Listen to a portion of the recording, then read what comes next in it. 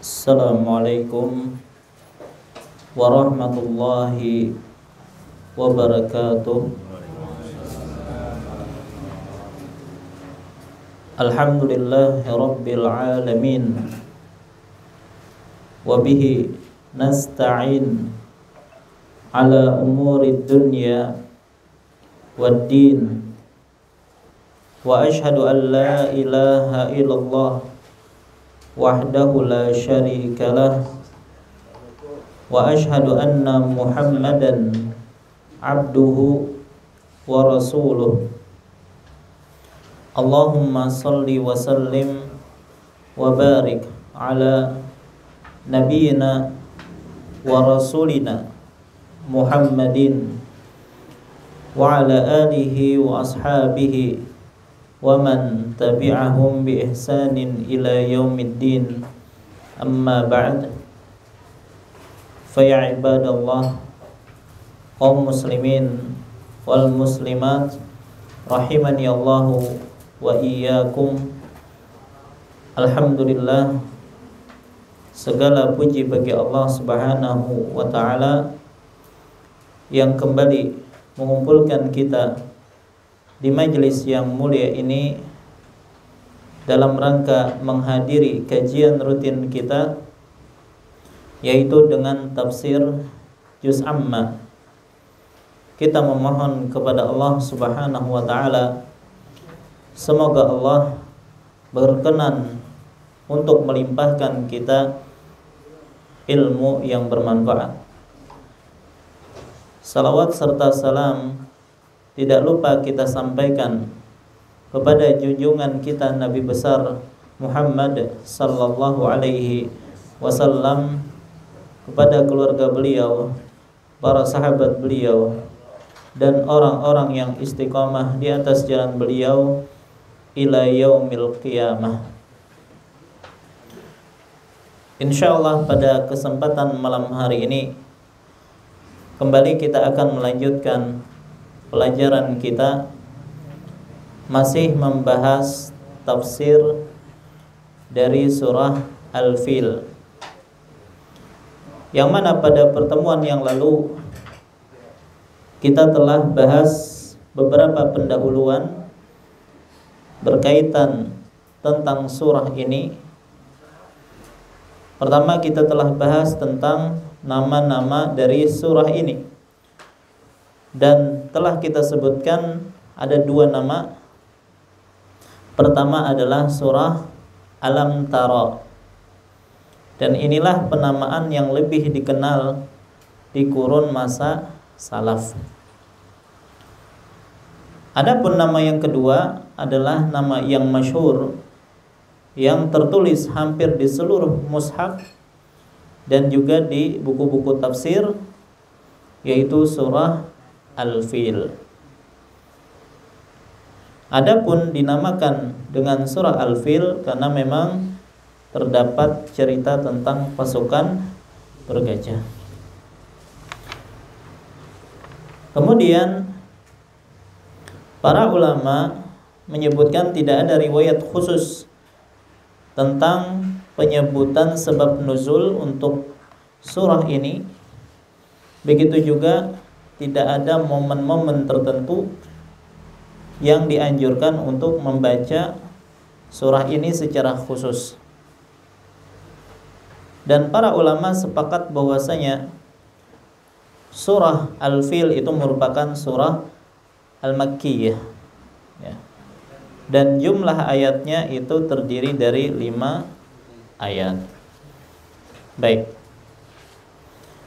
Dan kita juga telah sebutkan tentang tafsir global dari surah ini, yaitu surah Al-Fil, yang mana surah ini menggambarkan keagungan Ka'bah yang mulia, yang mana Allah Subhanahu wa taala menjaga Ka'bah dari tangan-tangan kotor yang ingin merusaknya.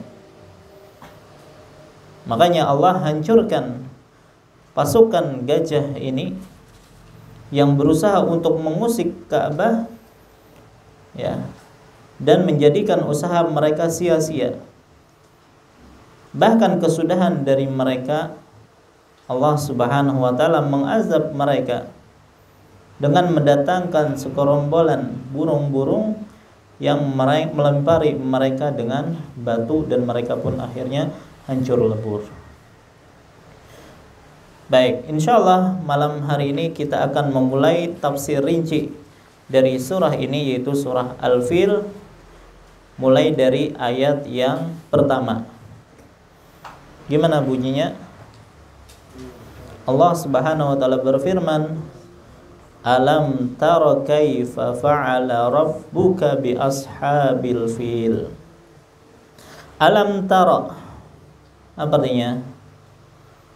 Tidakkah engkau melihat?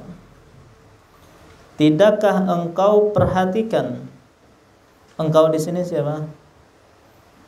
Muhammad. Wahai Muhammad, tidakkah engkau melihat atau perhatikan wahai Muhammad? Kaifa fa'ala rabbuka? Bagaimana Rabbmu telah bertindak? Bagaimana Rabbmu telah berbuat? Bi ashabil fil, terhadap pasukan bergajah. Ya, tidakkah engkau perhatikan wahai Muhammad apa yang telah dilakukan oleh Rabbmu terhadap pasukan bergajah? Pertama, alam taro, tidakkah engkau wahai Muhammad melihat? Itu terjemahan secara letterleknya kan. Yang namanya ro'a yara anta taro, artinya kan melihat. Melihat itu dengan apa? Dengan mata.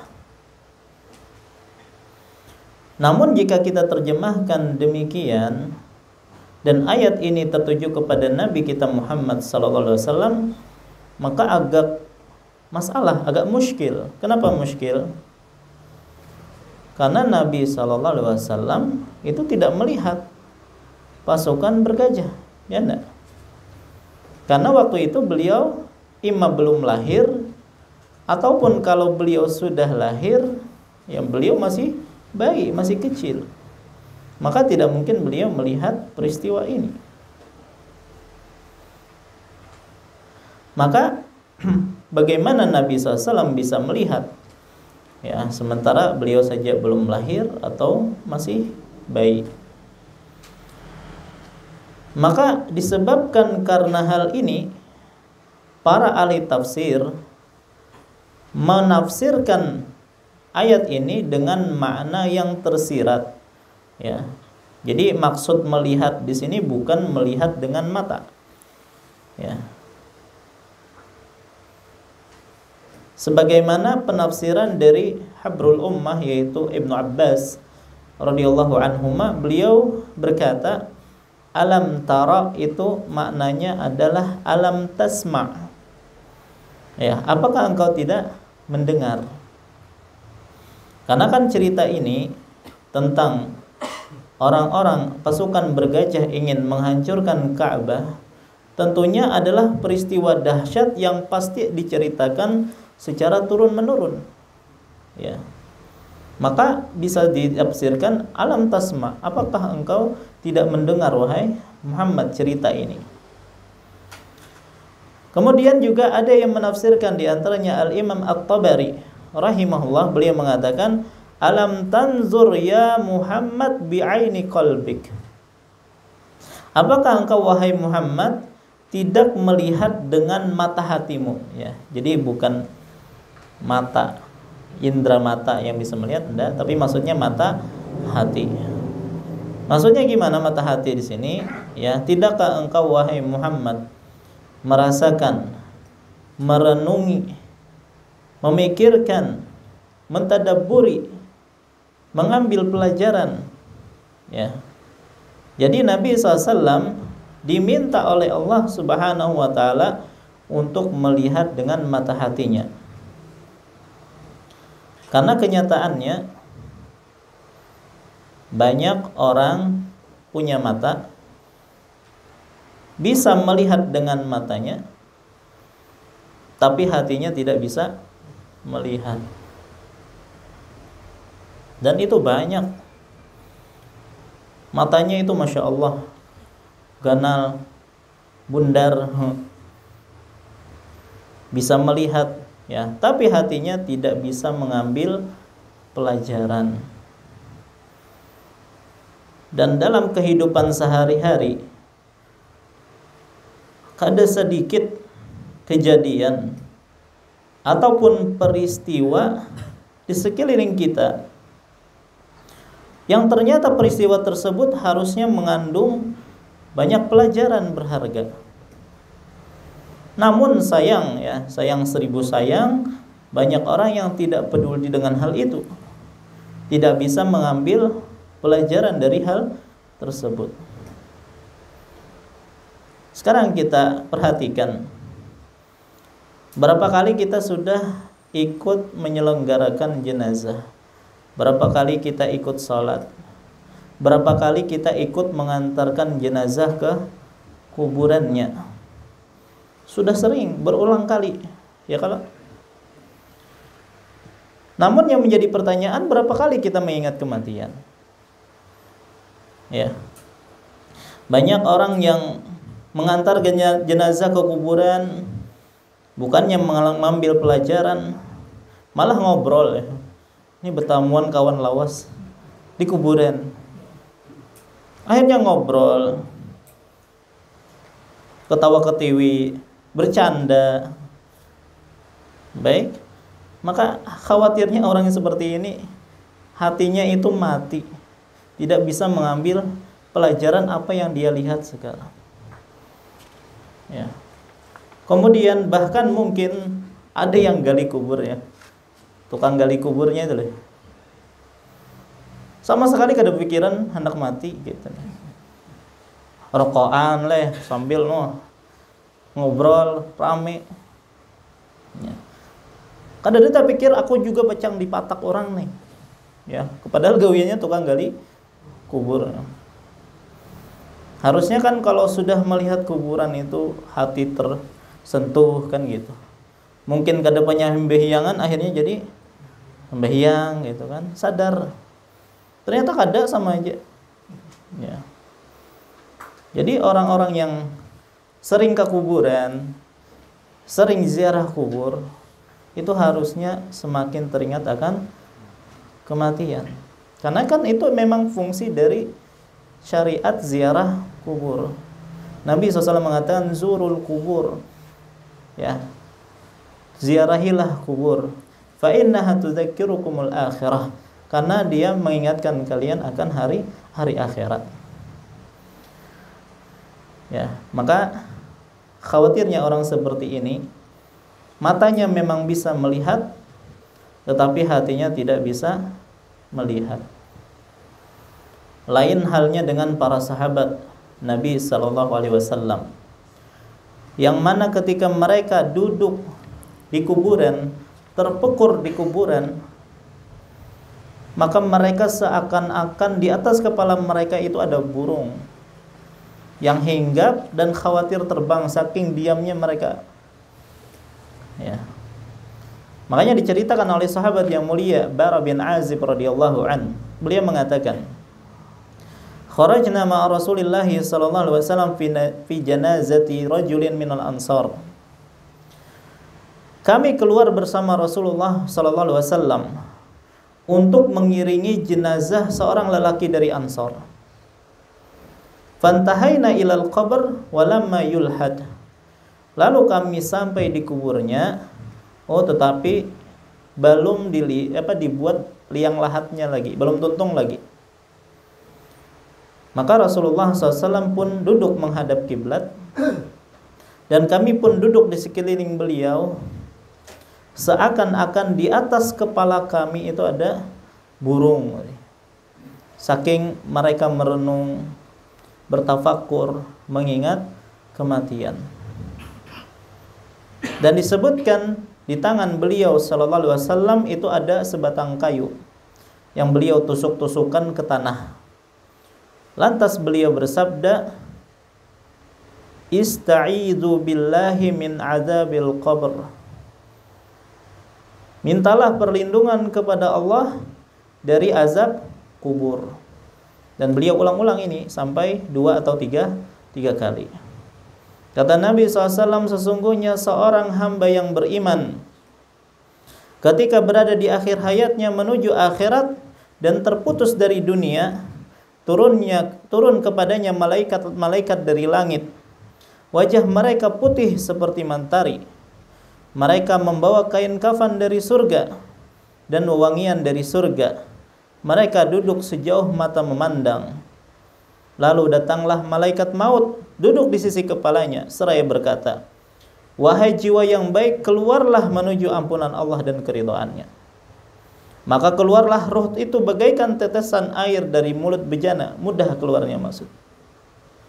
Malaikat pun mengambilnya, dan para malaikat segera membungkusnya dengan kain kafan dan wewangian dari surga, hingga keluarlah darinya bau yang paling harum dari minyak kasturi di muka bumi. Ini kondisi rohnya orang yang beriman. Mereka naik membawanya, dan tidaklah mereka melewati sekelompok malaikat, melainkan para malaikat itu akan bertanya, roh yang baik siapa ini? Mereka menjawab, Fulan bin Fulan, dengan nama terbaik yang dipanggilkan kepadanya di dunia. Hingga mereka sampai di langit dunia, lalu dimintakan agar dibukakan pintu, maka dibukakan pintu untuknya. Para malaikat dari setiap langit mengiringinya sampai ke langit berikutnya, sampai ke langit yang ketujuh. Lalu Allah berfirman, tulislah catatan hambaku di Eliyin. Kemudian kembalikanlah ia ke bumi, karena dari bumi itulah aku menciptakan mereka. Kepadanya aku kembalikan mereka, dan darinya pula aku keluarkan mereka sekali lagi. Maka ruhnya dikembalikan ke jasadnya, maka datanglah dua malaikat mendudukannya. Maka mereka bertanya, siapa Rabbmu? Ia menjawab, Rabbku adalah Allah. Mereka bertanya, apa agamamu? Ia menjawab, agamaku Islam. Mereka bertanya, siapa lelaki yang diutus di tengah kalian? Ia menjawab, dia adalah Rasulullah. Mereka bertanya, apa ilmumu? Ia menjawab, aku membaca kitab Allah, lalu aku beriman dan membenarkannya. Maka terdengarlah suara dari langit, benarlah hambaku, hamparkanlah baginya hamparan dari surga, berilah ia pakaian dari surga, dan bukakanlah baginya pintu menuju surga. Maka datanglah kepadanya kenikmatan dan kesujukan dari surga. Kuburnya dilapangkan sejauh mata memandang, dan datang kepadanya seorang laki-laki yang rupawan wajahnya, indah pakaiannya, harum baunya, lalu berkata, bergembiralah dengan sesuatu yang menyenangkanmu. Inilah harimu yang telah dijanjikan. Ia bertanya, siapakah engkau? Wajahmu wajah yang membawa kebaikan. Maka ia menjawab, ana amaluka saleh. Aku adalah amal solehmu. Maka dia berkata, wahai Rabbku, segerakanlah kiamat agar aku kembali kepada keluarga dan hartaku. Ini kondisi seorang mukmin ketika di kuburannya, mendapatkan kenikmatan kubur. Karena di dalam kubur itu kan ada nikmat kubur dan ada azab kubur.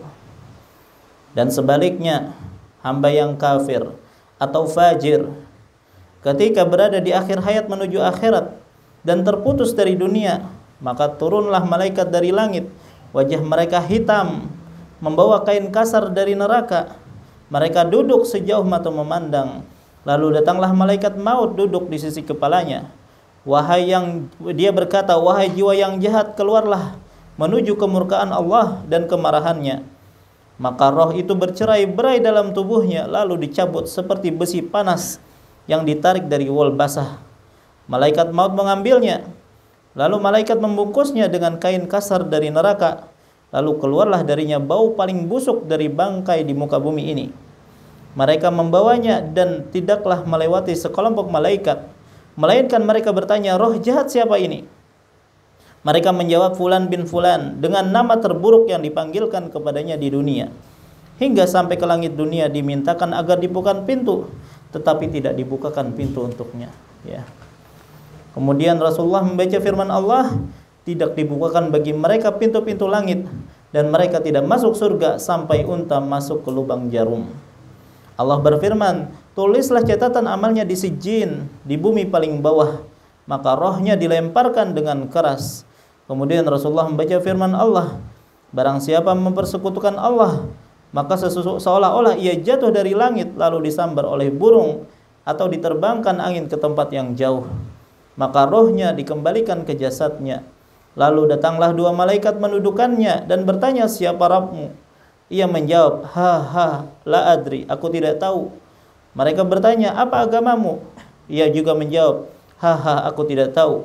Mereka bertanya, siapa lelaki yang diutus di tengah kalian? Ia menjawab, aku tidak tahu.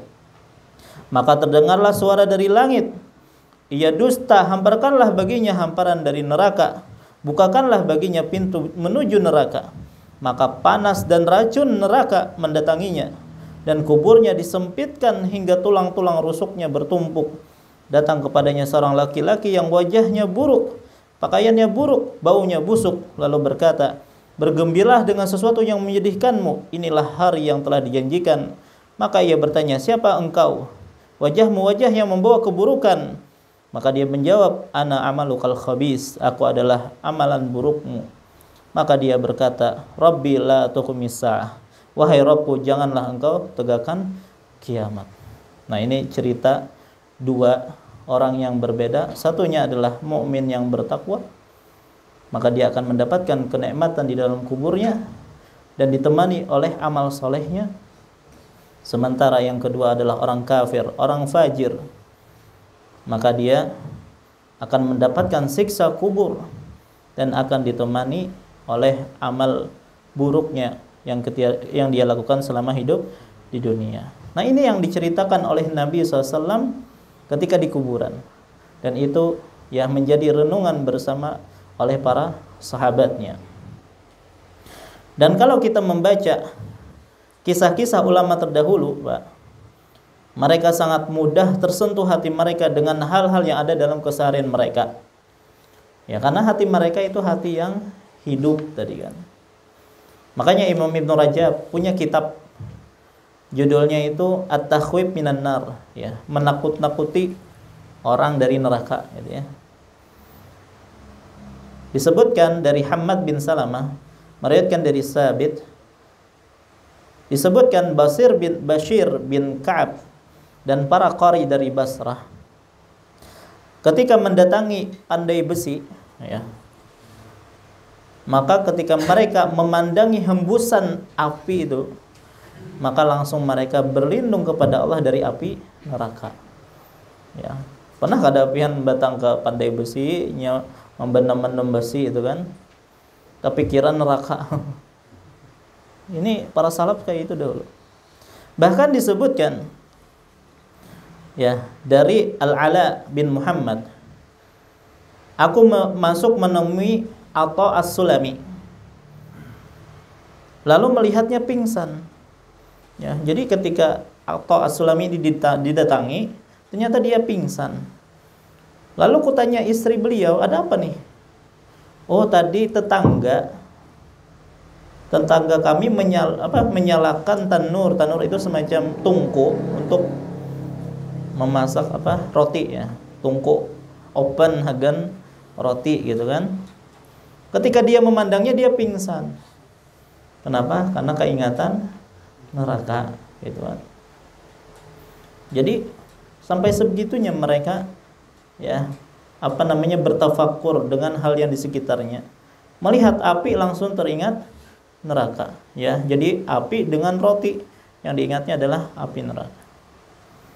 Kalau kita kayak mana? Melihat api dan roti, menyamannya roti itu, ya, keingatannya roti. Makanya dulu waktu ulun di Madinah, ya, kalau musim panas itu kan luar biasa panasnya lah, 40 derajat ke atas, pernah sampai 45 derajat, ya. Dan biasanya masyayikh itu ketika di musim panas seperti itu pasti mengingatkan, ini panasnya kita sekarang ini harusnya menjadi pelajaran, pengingat akan panasnya padang mahsyar kelak. Panas sekarang tidak ada apa-apanya dibandingkan dengan padang mahsyar, yang mana matahari itu didekatkan sejarak sejauh 1 mil. Baik, maka harusnya ya ketika hari indah panas nih, ya kan? Kita nih kan paling panas berapa derajat sana di Indonesia? 35-an lah itu ya. Itu aja sudah maliting ya kalau lah. Maka harusnya ya itu menjadi ibrah. Kita bisa mengambil pelajaran dari situ bahwasanya kita akan menghadapi hal yang lebih panas daripada itu. Ya, maka kita harusnya mengambil pelajaran dari situ. Ya, cuman apakah ada di antara kita yang seperti itu?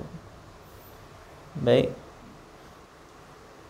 Ustazuna Abdullah Zain hafizahullah pernah bercerita. Ya, jadi disebutkan mungkin ada seorang ulama gitu kan. Ya, mungkin dia sedang ngisi pengajian seperti sekarang. Tiba-tiba mati lampu. Mati lampu.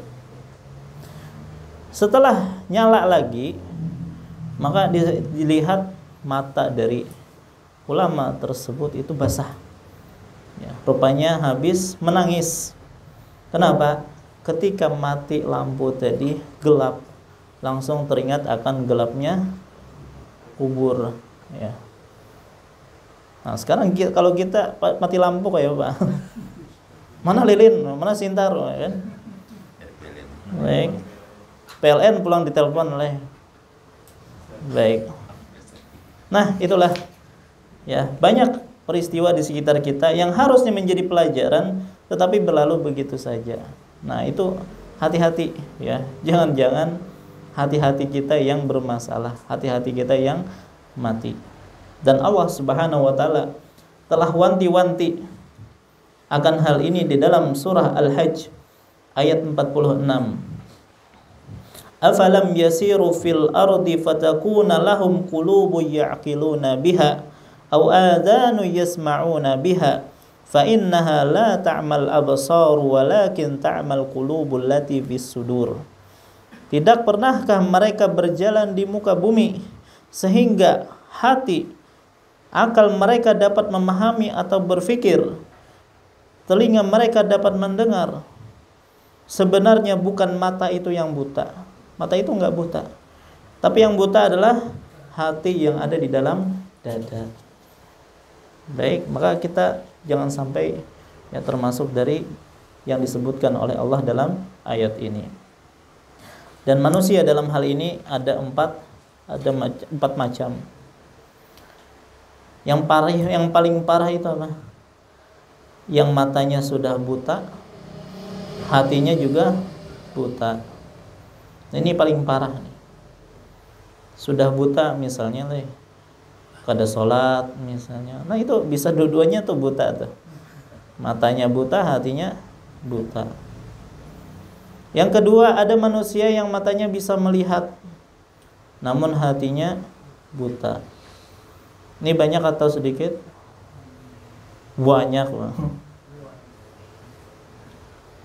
Ya, melihat hal-hal di sekelilingnya, melihat orang sakit tidak terenyuh, melihat orang cacat tidak terenyuh, kecelakaan langsung meninggal di tempat kada ingat mati. Ya, kawan indah matian sudah, kawan dahulu sekolah. Apakah itu menjadi pelajaran? Rambut sudah bahuban, itu harusnya jadi pengingat sebenarnya. Baik. Orang yang bangkrut jatuh karena transaksi riba misalnya, ini malah semangat jadi rentenir nih mentambah. Itu tidak mengambil pelajaran namanya. Baik, ini yang kedua. Yang ketiga apa? Ada yang buta matanya, tidak bisa melihat, ya, namun hatinya bisa melihat. Dan ini banyak di antara para ulama kita yang diuji oleh Allah dengan kebutaan. Ya. Dan banyak ulama-ulama kita yang diuji oleh Allah dengan buta. Contohnya adalah Syekh Abdul Aziz bin Baz rahimahullah, beliau buta. Yang baru saja meninggal, Syekh Abdul Aziz Al-Syekh rahimahullah, beliau juga buta. Syekh Saleh Al-Hadisi, nah ini sering ulun ikut kajian beliau di Masjid Nabawi. Beliau juga buta, rahimahullah juga sudah meninggal. Yang masih hidup Syekh Abdul Muhsin Al-Abbad hafizahullah, ayah dari Syekh Abdul Razak. Ya, beliau sudah tua dan beliau buta, masih hidup sampai sekarang. Buta. Nah, dan dia juga Syekh Saleh As-Suhaimi, hafizahullah. Ya, beliau juga buta. Ada beberapa masyayikh kita yang buta. Tapi walaupun mereka buta mata mereka, tapi hati-hati mereka itu tajam. Ya, mereka hafal Al-Qur'an, hafal hadis-hadis Nabi sallallahu alaihi wasallam. Dan betapa banyak orang yang buta hafal Al-Qur'an, dan kita dapati beberapa orang di Madinah. Nah, ini adalah yang ketiga. Dan yang keempat adalah yang paling istimewa, yang matanya bisa melihat, begitu juga hatinya bisa melihat. Maka sekali lagi, arti dari alam tara bukanlah melihat dengan mata di sini, tapi bisa dimaksudkan mendengar atau merenung. Baik. Yang menjadi pertanyaan, kenapa ketika yang dimaksud adalah mendengar atau merenung tadi, kenapa Allah Subhanahu wa taala menggunakan kata alam tara? Yang artinya apakah engkau tidak melihat? Kenapa mungkin tidak dikatakan alam tasma ya Muhammad? Apakah engkau tidak mendengar wahai Muhammad? Ya. Maka para ulama menjelaskan Allah menggunakan kata melihat dalam ayat ini untuk menerangkan betapa nyata dan jelasnya kejadian tersebut, ya. Hingga seakan-akan engkau melihatnya wahai Muhammad dengan mata kepalamu sendiri. Ya, karena memang cerita ini sangat masyhur. Bahkan sebab itu pamor dari orang-orang Quraisy itu terangkat, ya, dengan peristiwa ini. Jadi alam tara itu bisa diartikan tidakkah engkau memperhatikan atau mendengar wahai Muhammad. Kemudian kalau kita baca ini, apakah, kan ada kata apakah ataukah tidakkah, maka ini seolah-olah seperti bertanya oleh. Nah, cuman para ulama menyatakan walaupun redaksinya adalah pertanyaan, tetapi maksudnya ini adalah takrir atau penetapan atau penegasan. Jadi bukan benar-benar Allah bertanya, enggak. Baik, jadi alam tara yang artinya tidakkah engkau melihat, maksudnya adalah perhatikanlah wahai Muhammad, atau dengarkanlah, renungkanlah wahai Muhammad. Dan ini banyak di dalam Al-Quran. Contohnya perkataan Allah Subhanahu wa taala kepada Adam dan Hawa, ya, ketika mereka melanggar larangan dari Allah, jangan makan dari pohon, ya, pohon di surga, ya, yang mana iblis menamakannya pohon khuldi, ya, syajaratul khuld. Apa kata Allah? Ya, falamma dzaqash syajarah, ketika keduanya telah mencicipi buah dari pohon itu, badat lahuma sawatuhuma, tampaklah oleh mereka auratnya. Wa tawfiqa yakhsifani alaihima min waraqil jannah, maka mulailah mereka menutupinya dengan daun-daun surga. Kemudian wanadahuma rabbuhuma, pada saat itu Allah bertanya, ya, alam anhakuma antilkuma syajarah, bukankah aku telah melarang kalian dari pohon itu? Nah, ini kan saya bertanya, tapi maksudnya adalah penegasan, karena ini tidak memerlukan jawaban. Ya. Alam anhakuma antilkuma syajarah wa aqul lakuma inna syaitana lakuma aduwwum mubin. Ya, bukankah aku telah melarang kalian dari pohon itu, dan aku telah mengatakan bahwa sesungguhnya syaitan adalah musuh yang nyata bagi kalian berdua. Nah, pertanyaan Allah ini bukan untuk dijawab, tapi penegasan dari Allah untuk mereka berdua. Baik, makanya setelah itu Nabi Adam alaihi salam pun memohon ampun kepada Allah. Ya.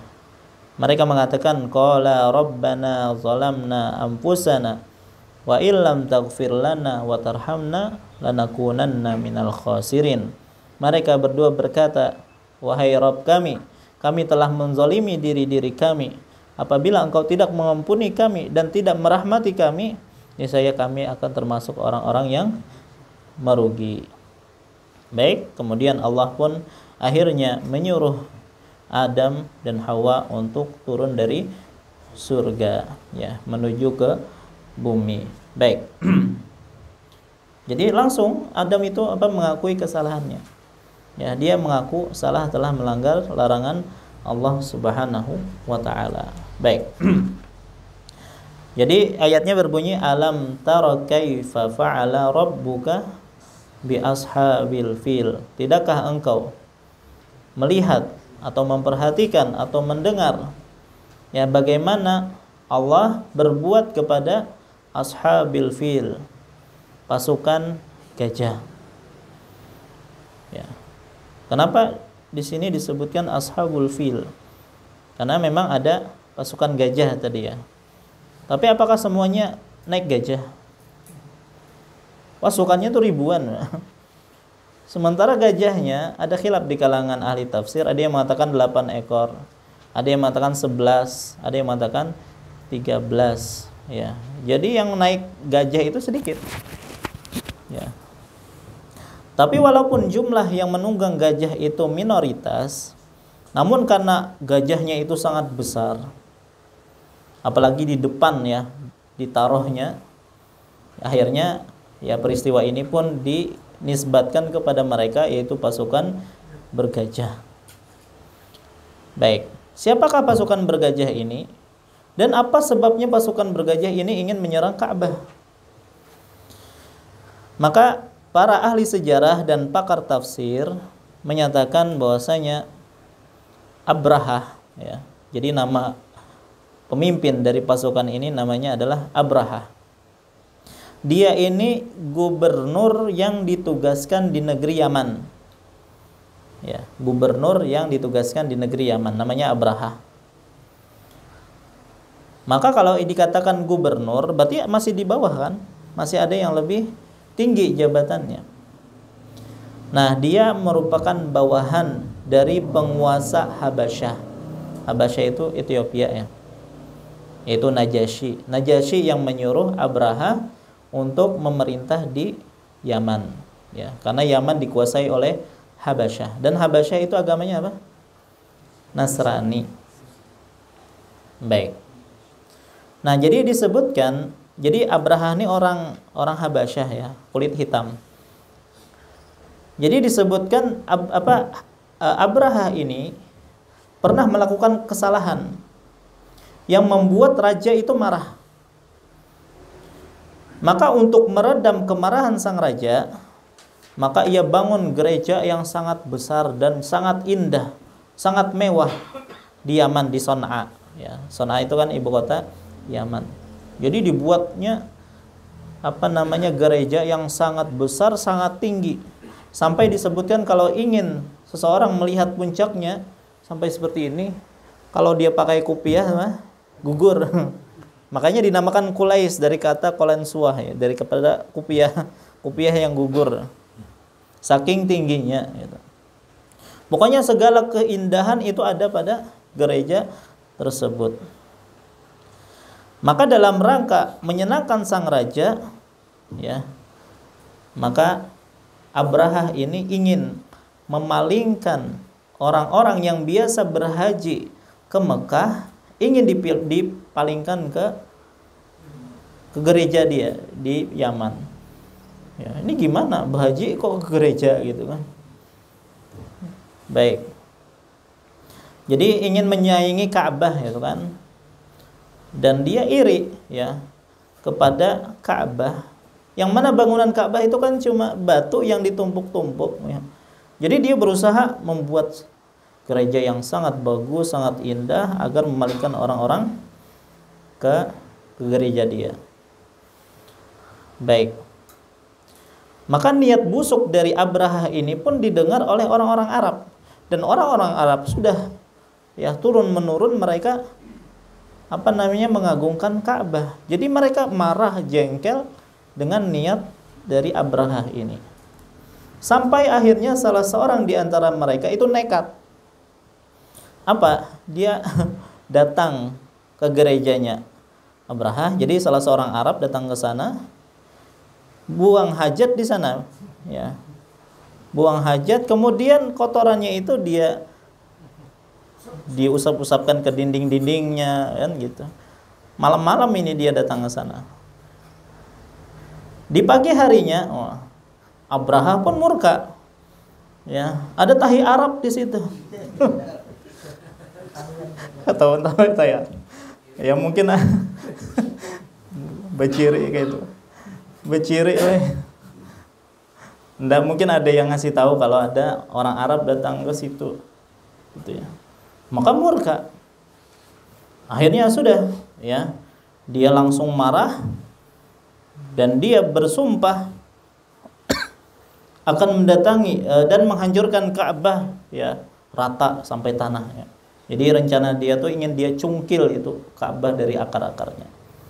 Maka dia pun menyiapkan pasukan besar dengan ribuan tentara tadi dan dilengkapi dengan belasan gajah tadi. Dan gajah terbesar tadi bernama Mahmud, ya, sudah kita sebutkan. Baik. Nah, dari hal ini kita bisa mengambil pelajaran. Kan Abraha terpicu amarahnya gara-gara satu orang tadi yang iseng tadi, ya, beol di gereja dia, sampai akhirnya dia membawa ribuan pasukan disertai dengan gajah. Maka dari situ harusnya kita bisa mengambil pelajaran sebelum berbuat sesuatu, pertimbangkan akibatnya. Ya mungkin dia maksudnya baik, ya, untuk menyampaikan kekesalan dia, ya, membuat pelajaran bagi dia, tapi kan gara-gara dia itu memicu kemarahan Abraha, bahkan membawa pasukan yang besar. Maka hati-hati, bisa jadi gara-gara perbuatan satu orang itu bisa memicu perang, bisa antara dua desa kan, misal kan sering itu antara dua desa itu berperang gara-gara satu orang. Ya, bahkan mungkin dua kota, bahkan dua negara. Ya. Gara-gara seorang tidak bisa menahan komentarnya, misalnya di medsos, terjadi keributan besar. Ya, bahkan bisa menghilangkan nyawa. Ya.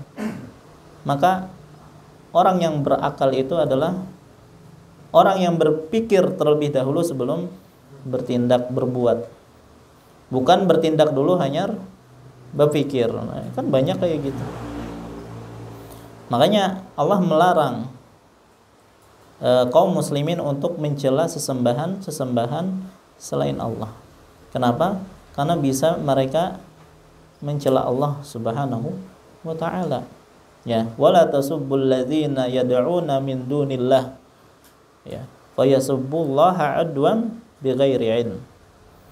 Janganlah kalian mencela orang-orang yang menyembah selain Allah, yang mana mereka akan mencela Allah. Ya. Maka maksud baik aja tidak cukup, tapi harus dipikirkan terlebih dahulu. Ya, yang namanya meluruskan itu harus dengan cara yang lurus, memperbaiki juga harus dengan cara yang baik. Makanya ulama kita berpesan, hendaklah engkau beramar ma'ruf dengan cara yang ma'ruf juga, dan jangan bernahi mungkar dengan cara yang mungkar. Baik, artinya berdakwah itu jangan hanya modal semangat saja, tapi perlu ilmu dan hikmah, ya. Maka sikap orang Arab, ya, menghadapi pasukan bergajah ini, ya, ada yang berusaha melawan, ya, tapi akhirnya kalah juga. Kalah dengan besarnya gajah dan banyaknya pasukan. Ada yang memilih sudah minggir saja.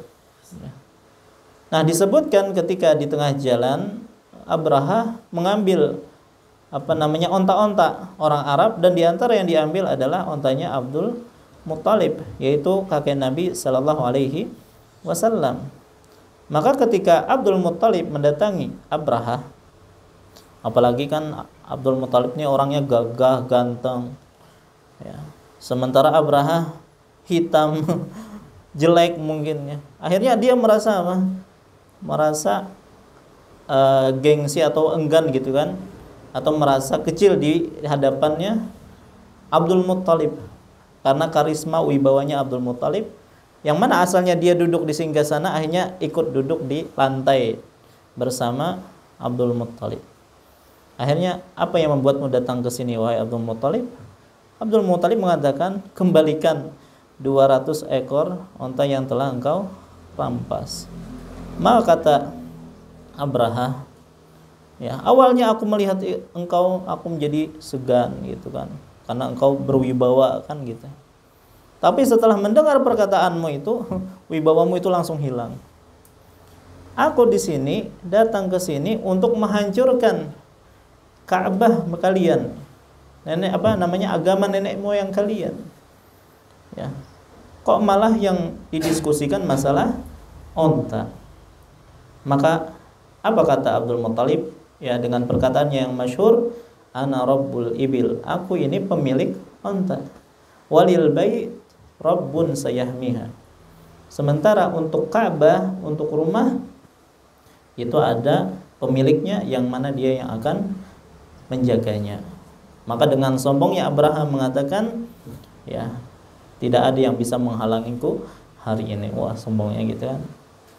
Tapi akhirnya kesudahan dari Abraham, ya, insyaallah kita akan jelaskan pada pertemuan-pertemuan yang akan datang insyaallah. Baik, nah inilah pembahasan kita malam hari ini, ya, berkaitan tafsir dari surah Al-Fil ayat pertama. Insyaallah pekan depan, ya, minggu depan, karena pekan pertama insyaallah kita lanjutkan untuk tafsir ayat yang kedua. Wallahu ta'ala alam. Wassallallahu ala nabiyyina Muhammad wa ala alihi wasallam. Subhanakallahumma bihamdika asyhadu an la ilaha illa anta astaghfiruka wa atubu ilaik. Wassalamualaikum warahmatullahi wabarakatuh.